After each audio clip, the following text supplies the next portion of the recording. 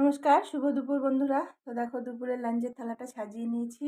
তো আজকে একদম হালকা পাতলাই খাওয়া দাওয়া হচ্ছে। তো ভাত নিয়ে নিয়েছি, একটা লঙ্কা, পেঁয়াজ গোল গোল করে কেটে নিয়েছি, আর একটা ডিম ভেজে নিয়েছি।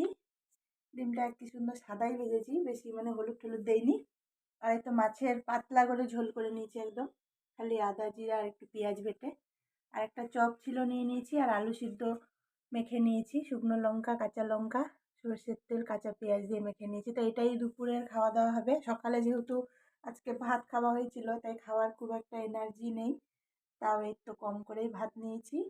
তো দুপুরের লাঞ্চের থালাটা আজকে একদম এরকমই সিম্পল সাজিয়েছি। তো সবাই ভিডিওগুলো দেখো, আর যে যেখান থেকে দেখছো একটা করে লাইক কমেন্ট শেয়ার করে দিবে। আর যে আমার ইউটিউব থেকে দেখছো প্লিজ একটা সাবস্ক্রাইব করে দিবে, আর যে পেজ থেকে দেখছো সেটা ফলো করবেই। তো চলো আর বেশি কথা বলবো না, দুপুরে খাওয়া দাওয়া শুরু করব। তো থালাটা কেমন